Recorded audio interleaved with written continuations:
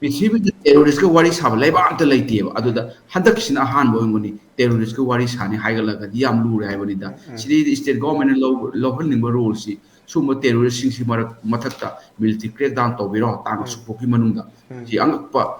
force ꯁꯤꯖꯤꯟꯅꯕꯤꯔꯣ ꯏꯟꯗꯤꯌꯥꯒꯤ ꯍꯥꯏꯅ ꯇꯛꯁꯤꯟꯒꯗꯕꯅꯤ ꯍꯥꯏꯕꯅꯤꯗ ꯇꯦꯔꯤꯇꯣꯔꯤꯌꯦꯜ ꯄꯥꯋꯔꯅ ꯊꯝꯃꯝꯕ ꯃꯥꯒꯤ ꯇꯦꯔꯤꯇꯣꯔꯤꯗꯣ ꯃꯥꯡꯕ ꯌꯥꯗꯦ ꯑꯇꯣꯞꯄ ꯂꯝꯗ ꯆꯪꯉꯒ ꯍꯥꯏꯕ ꯏꯟꯗꯤꯌꯥꯁꯤ ꯍꯥꯟꯅ ꯑꯩꯈꯣꯏ ꯕ꯭ꯔꯤꯇꯤꯁꯀꯤ ꯃꯈꯥꯗ ꯕ꯭ꯔꯤꯇꯤꯁ ꯄꯦꯔꯥꯃꯥꯎꯟꯠꯁꯤ ꯂꯥꯞꯁ ꯇꯧꯈꯤꯕꯗꯣ 1947ꯒꯤ ꯃꯇꯨꯡꯗ ꯃꯅꯤꯄꯨꯔꯒꯤ ꯇꯦꯔꯤꯇꯣꯔꯤ ꯑꯃ ꯊꯝꯃꯝꯃꯤꯗꯅ ꯑꯩꯈꯣꯏꯅ ꯏꯟꯗꯤꯌꯥꯗ 1949ꯗ ꯃꯔꯖꯔ ꯑꯦꯒ꯭ꯔꯤꯃꯦꯟꯠ 1949 ꯇꯧꯔꯤꯁꯤ ꯑꯗꯨꯒꯤ ꯇꯦꯔꯤꯇꯣꯔꯤꯗꯨ ꯄꯨꯔ ꯆꯪꯖꯕꯅꯦꯕ ꯃꯍꯥꯔꯥꯖ ꯕꯨꯙꯆꯟꯗ꯭ꯔꯅ ꯑꯗꯨꯅ ꯑꯗꯨꯒꯤ ꯇꯦꯔꯤꯇꯣꯔꯤꯗꯣ ꯑꯃꯨꯛ ꯍꯟꯅ ꯊꯨꯒꯥꯏꯕ ꯌꯥꯗꯦ ꯏꯟꯇꯔꯅꯦꯁꯅꯦꯜ ꯂꯣꯗ ꯃꯌꯦꯛ ꯁꯦꯡꯅ ꯏꯔꯒ ꯂꯩꯔꯕꯅꯦꯕ ꯇꯦꯔꯣꯔꯤꯁꯀꯤ ꯂꯣꯁꯤ ꯀꯔꯤꯅꯣ ꯍꯥꯏꯕꯁꯤ ꯏꯟꯗꯤꯌꯥꯗ ꯃꯃꯥꯡꯉꯩꯗꯗꯤ ꯑꯟꯂꯣꯐꯨꯜ ꯑꯦꯛꯇꯤꯚꯤꯇꯤ ꯄ꯭ꯔꯤꯚꯦꯟꯁꯟ ꯑꯦꯛꯀꯤ ꯃꯈꯥꯗ ꯃꯣꯏꯁꯤ ꯇꯦꯔꯣꯔꯤꯁ ꯂꯥꯎꯊꯣꯛꯇꯦ ꯉꯥꯡꯕꯒꯤ ꯋꯥꯔꯤꯅꯦꯕ ꯑꯗꯨꯕꯨ ꯅꯣ ꯅꯤꯗ ꯐꯣꯔ ꯇꯦꯔꯣꯔꯤꯁ ꯂꯥꯎꯊꯣꯛꯄꯒꯤ ꯃꯊꯧ ꯇꯥꯗ꯭ꯔꯦ ꯍꯧꯖꯤꯛꯇꯤ ꯀꯩꯒꯤꯅꯣ ꯍꯥꯏꯔꯒ ꯚꯥꯔꯠꯇꯤꯌꯥ ꯅꯥꯏ ꯁꯥꯅꯤꯇꯥ 2023 ꯍꯥꯏꯅ ꯂꯥꯛꯑꯦꯕꯀꯣ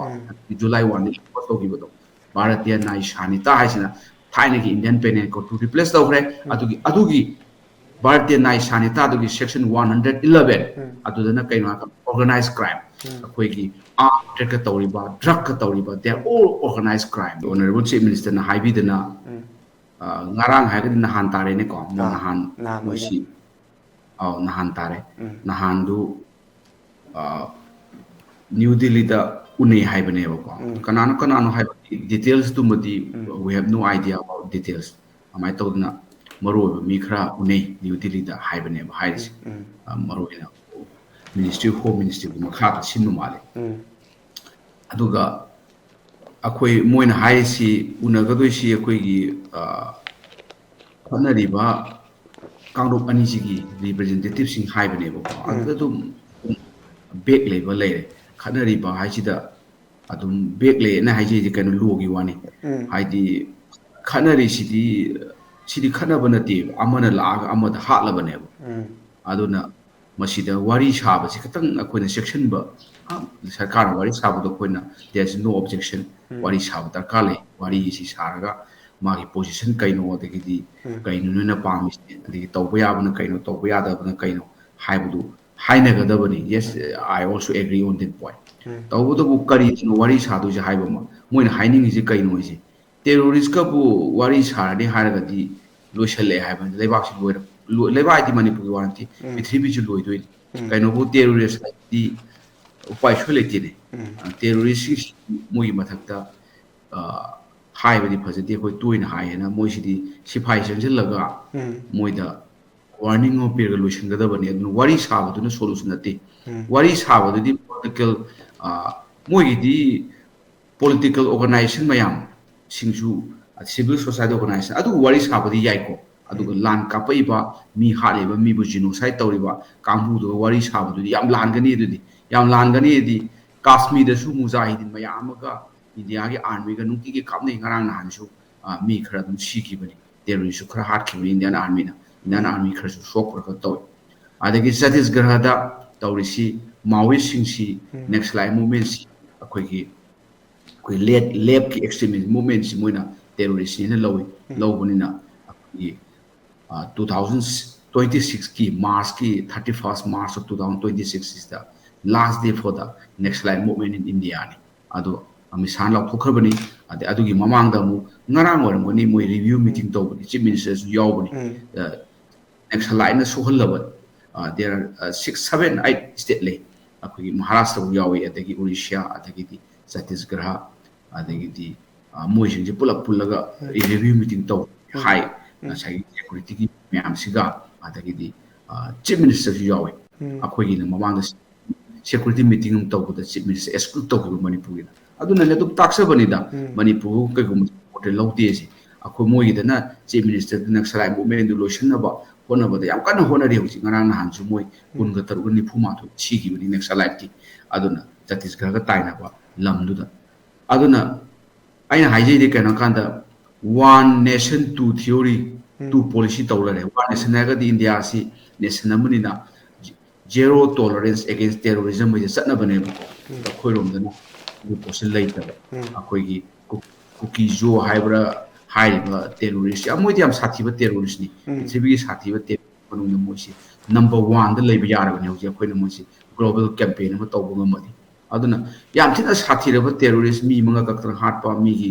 kari part kaktana hatpa adi praja mayam civilian da hatpa terrorist mo dong ngoni bom langchinna drone bom kapsana tawraba suma civilian sing sibu asuma terrorist sing sibu khoi na hujibukta wari sarani akhoi anauba kanoma shanti lani kaina hai yam nung bai ta yam nung bai ga di terrorist ka wari sane je hadak kisidang warangoni prithvi da karam to wari sade terrorist ka prithvi da terrorist ka wari sab laiba amta laite ba aduda hadak kisina han boingoni terrorist ka wari sane haigala ga di yam lu rai bani da sidi state government local ning role si suma terrorist sing si mathakta military crackdown to biro tang supoki manungda si angpa force na biro india gi hai na taksan ga da bani hai da kain da taksan de koi sarkar ke side gi council minister ngasi bo taksan bu de adagi de koi mp hum kariba koi we have 3 mp ni one including one Rajya Sabha mp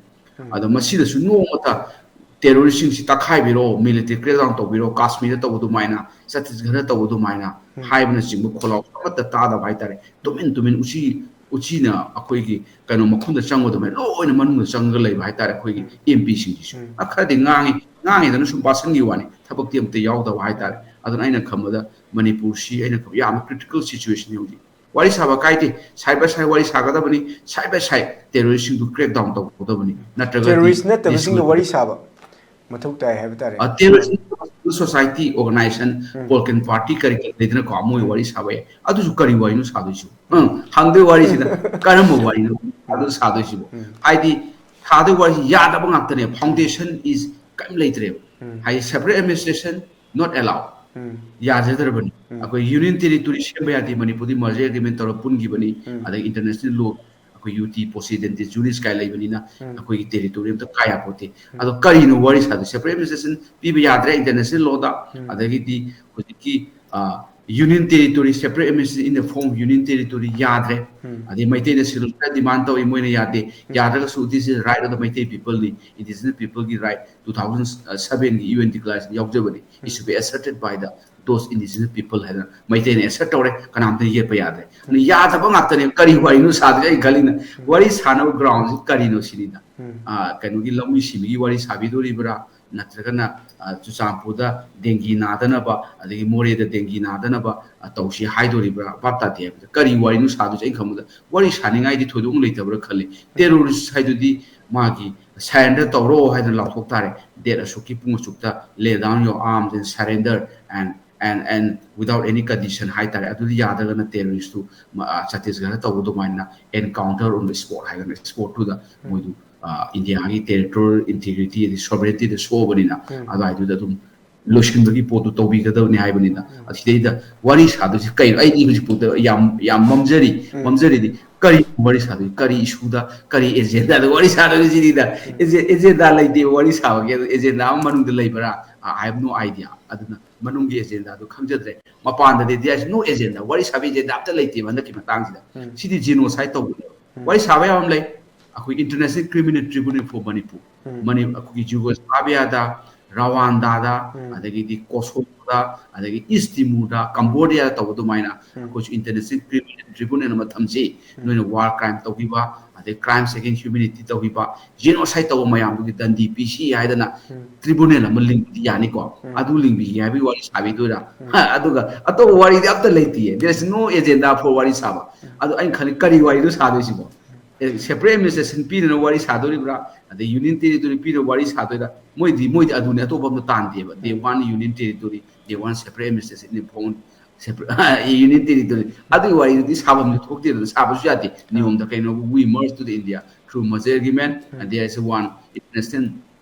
maxim des ko UT posident jurisdiction lebane hai di mana territorial power thamamba magi territory do mangba ya de to lam da changa ga hai India si hana koi British ki makada British paramount si lapse to kiba do 1947 ni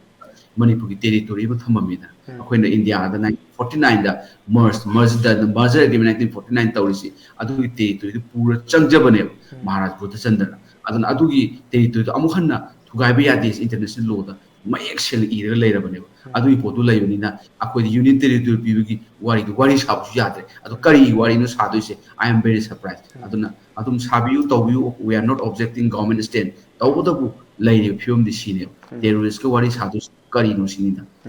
mi hatki award pidora how many percent you haibagi mangondaga India ke law de mi hat pa di death penalty ni akoi death penalty Supreme Court to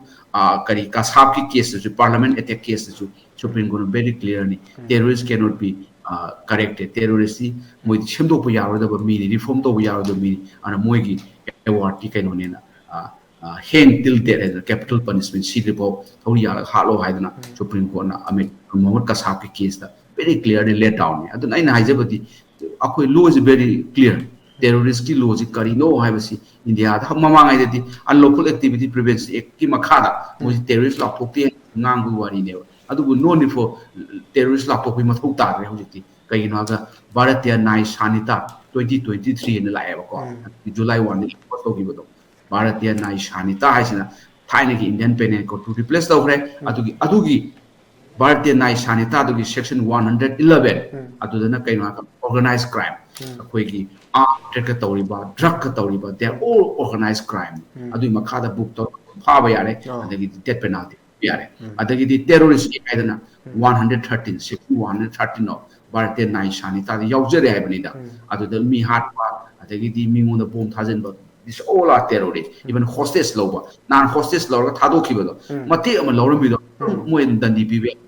law is very clear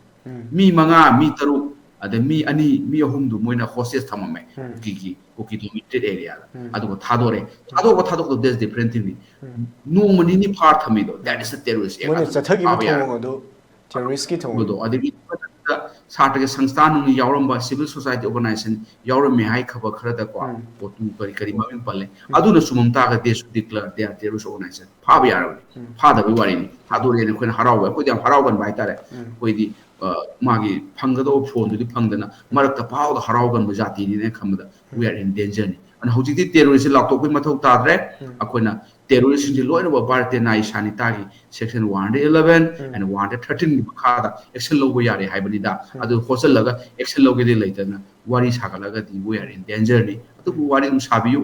kari wari no sakha thorangum ba oido mali ko akoi Manipur sakha na bagi lambi da moisu dosu mating pang o adagi di NRC tokshi adagi di maite ji schedule tribe oi ba da no yet kanu yetre they are now agree with haidi maite na schedule tribe ki matakta solidarity release hojiti not a single word against the Meitei inclusion of Meitei in the scheduled tribe list yawa da thoidona mo yetre I this yam support masima de thagali we appreciate 𝐘𝐿𝐻 people because they are not against the inclusion of Meitei in the scheduled tribe list adumadi very clear ore nasibok mo kaita wangang idre mo MLA tara su ngang idre adagidi tu su ngang idre ade ITLF su ngang idre adagidi 𝐘𝐿𝐻 Manipur su ngang idre karata ngang idre Meitei in the scheduled tribe sangba sigidi ngang dab tara gadi lo da haisidi ngang dragadi yare haibadi aduna silence consent haidana lo na lai lore aduna moina Meitei the scheduled tribe sanba sida yaba se sibati we are very thankful to 𝐘𝐿𝐻 people adu mi haliba campaign simati genocide campaign simati lotion ma chumi aduna masida wari saba hai kaida sadona dum sanabiro yare tawdabu ai wakhum de